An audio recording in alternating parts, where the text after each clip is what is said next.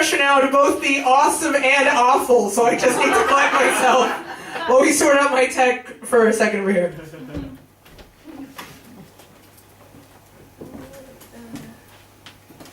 You can murmur or chatter. Yeah, that's good.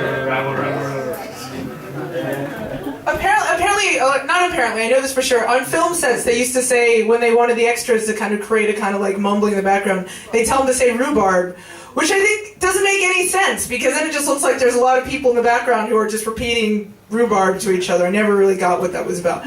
But anyways, after that fun bit of trivia, this is not actually how I imagine this starting, okay? Partly, I feel really overwhelmed because the amount of talent that has been here is kind of too much. So I have to sort of, no, I'm really being honest about that. So I have to kind of psych myself up. So we're gonna play a little game where we all pretend that we're in a cabaret in the 1930s in Berlin, and there's like this red velvet curtain, but I'm gonna make it easy for you, right? I'm gonna set it up. Just hold on a sec. Meine Damen und Herren, Mesdames et Messieurs, Ladies und Gentlemen, I give you that international sensation, Fräulein Paula Varjack. I couldn't believe my luck when he walked in.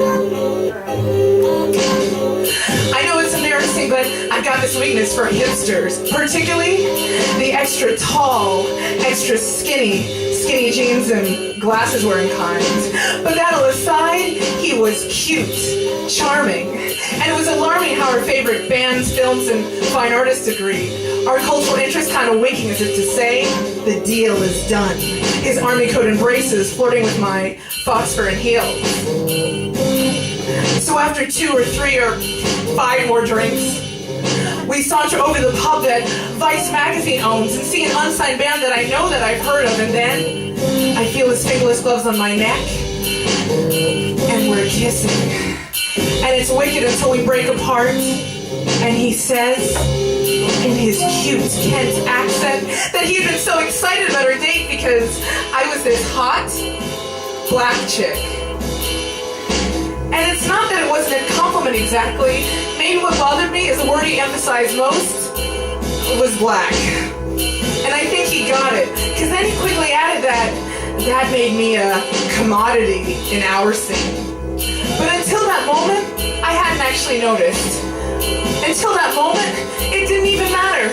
But now, the label commodity hung somewhere between my bootleg Chanel and American Apparel, and suddenly I realized that I was the only black girl in a room of 40. You see, he said, and I nodded. And I wish that we hadn't stopped kissing. And I knew maybe that we hadn't let the last bar, or maybe at least if I was being worn like some kind of badge of chic cultural diversity, that he'd have kept it to himself. So I was left feeling like I was hot,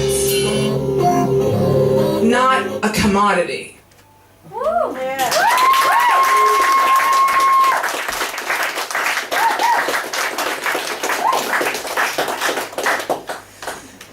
Clarification.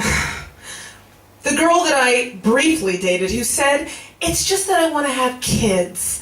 I know I'm only 20, but I've already started thinking about them and I'm really attracted to you. It's just, what happens if we get serious? I mean, how are we going to have kids? Well, I am not that. The girls that throw themselves at each other in a bar so that their boyfriends can watch. Or make out madly in the middle of a club to drive all the men around them mad with lust. No, I am not that. But I am no less attracted to men because I've had relationships with women, and I am no less attracted to women because I love leggings and high heels, and I am just as likely to come to your dinner party with a boyfriend or a girlfriend. But my life is not this rich pageant of threesomes and group sex, although often I wish that rumor were true. I knocked down this walk-in closet full of dresses to come out to my mother and my boyfriend before I could legally vote or drink. Back in the days when I first hit the gay scene, I swiftly worked out a few things, like very few women wanted women who also dated men, and it was already suspicious if you were feminine, and I wanted in, so I ditched bisexual for lesbian. Shaved my head, threw all my dresses in my closet, and carefully tucked behind them any passing interest in boys I came across. And I believe that sexual identity is not a decision, but it is worth mentioning it exists on a continuum. So after close to 10 years of being this card-carrying member of the lesbian tribe, I met this guy. And the thing about repression is when you dam the waters deep enough, when they break, get ready for floods. I remember so vividly one summer morning walking down grey London streets, and on that 45-minute walk to work, it seemed as if every single bus stop featured some tall, broad-shouldered guy, baggy jeans, low-rise with a lazy, arrogant swagger. Or some fantastically foxy, curvy female, legs elongated by these skyscraper-high heels, hips swaying to a rhythm in my head. By the time I got to work, I kind of panicked, because if this is what it was like to go for both genders, I was never going to get any work done again. But if you think, but it must be great to have all genders at your disposal. It must make dating exponential. Let the record serve that when it comes to my scorecard, well, my track record mainly consists of going for boys who are taken or girls that are straight. But boys believe. The relationships I have with women are definitely serious. Only gay women take heed. Just because I like guys should not make me a subject of risk assessment. And if you're all sitting thinking, oh, but she really much prefers sex with the same or opposite, stop. Let's just say it's different. But if you're interested, what I'm interested in is if we can connect, because I am more than ready for that. Thanks.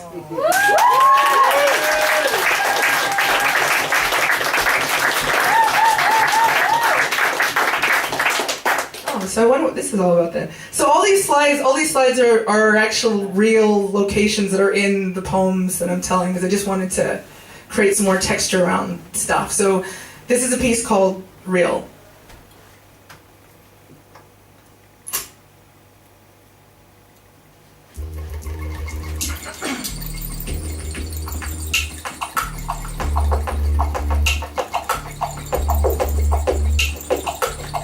I used to love going to strip clubs. I used to spend the kind of money on strippers it would have sustained a cocaine addiction. No, really. I used to go to strip clubs a lot. What did I get off on? Are you serious? Everything.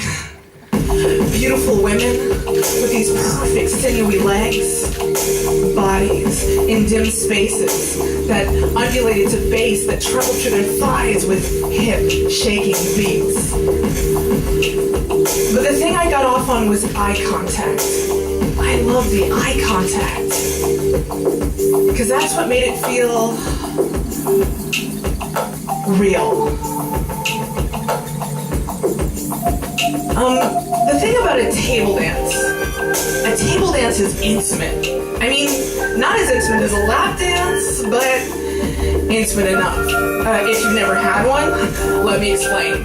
You sit in a chair, legs spread as wide as you can, and then the stripper, she dances between your legs. She bends over. She gets right in your face, and you can't touch. But the tension is all of the fun. But it wasn't about that. It was about eye contact. I wanted to cement the fact that this was not an act that she was performing. No, I wanted to make it clear that I wanted this, and she was doing it for me. And several seconds later, I'd see a change in her eyes, or a bit of a smile. Something in her understanding that I wanted her only. I wanted her specifically, well, for the moment, anyway. I mean, it must have been better than the guys that she danced for. She would get that I wanted her on this deeper level. It made it more real, I thought. There was one club I'd go to. It was women only on Tuesdays, and I was such a regular when I went on my birthday.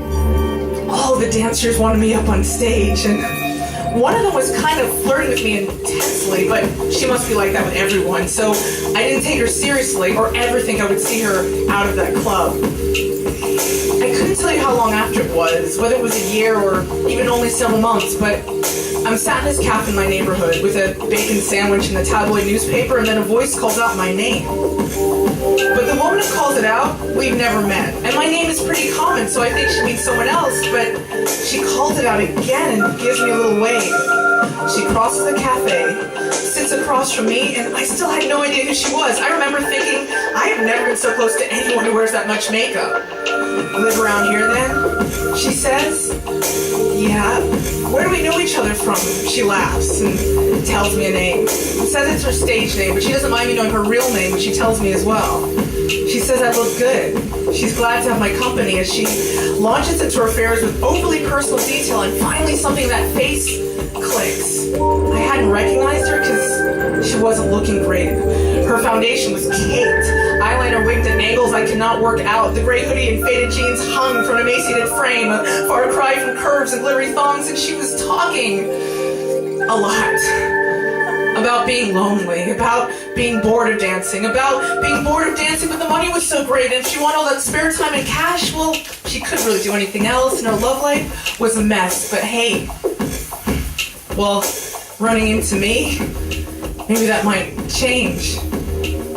She said her son was having trouble at school and that his father was never any help. And through all of this, I am struggling to hold eye contact because she's not someone I can project my fantasies onto. She's too real. I avoid the cafe after that. Months later, I go to strip club, but it's not the same. I couldn't get off on it. So I never went to one. Ever. Again.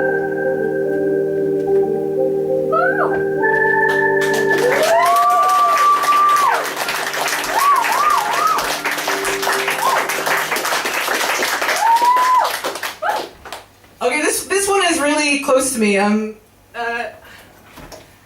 So is anyone here? I know Rowan is. Is anyone else here into drum and bass, or ever was into drum and bass? Make a little noise if you used to consider yourself a junglist. You don't have to do it anymore. I just mean at some point. At some point, did you ever go like, yeah, okay. Exactly. So I used to spend a lot of time in really dark drum and bass clubs, like Metalheads, which is behind me. And then I had this really extraordinary experience where I saw this converted into that. So Goldie, he did this incredible collaboration with the Heritage Orchestra. They're this orchestra that basically they collaborate with pop artists. So the Heritage Orchestra performed Timeless, which for me is like my favorite drum and bass album.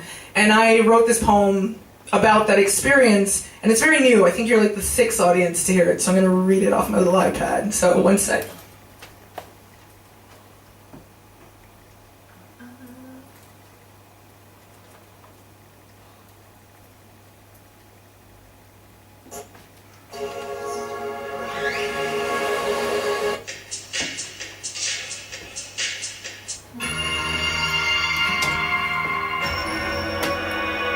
We sat there in two comfy Royal Festival Hall seats, surrounded by hundreds, anticipating 60-some musicians.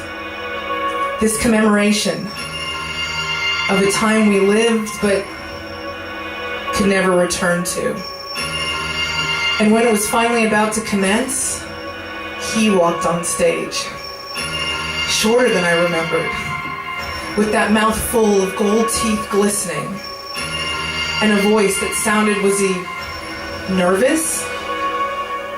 With carefully chosen words, he reads, a eulogy for youth. Those beats he dropped every Sunday, our nightly church of worship for drum and bass, this album created 20 years ago. 20 years? 2 decades. For the first time in 36 years, I'm acutely aware of the passing of time. And as the first notes of 12 violins rise, met by frenetic beats of sweaty, aggressive drumming, I am sat there in the present moment, just remembering. My room in university, a tiny single in halls on Gower Street, neighbors who were nurses, a communal dining area no one ever wanted to sit in. Office carpeted hallways, second-year boys bemused how little tolerance I had for vodka, but they gave me a half pint and I didn't know you can't knock that back as a shot. Well, not yet anyway. And I am hearing beats and sonic shapes. I am 36 of the South Bank, 17 in my old room, rave flyers, blue tack to my walls, big black fabric wallets thick with CDs. I am lying down on a tiny single bed with a warm mattress wearing baggy jeans, and I am listening to Timeless. The title track is 21 minutes long. I am lying down, lights off, concentrating on every single sound. I am imagining seeing instruments. I am going out too much. I am away from home. I am 17 in London. I am the youngest ever admitted on my course, and they will never make that mistake again. I am trying to concentrate on stage production, but interested in metalhead, swerve, logical progression. I am loving drum and bass, discovering house and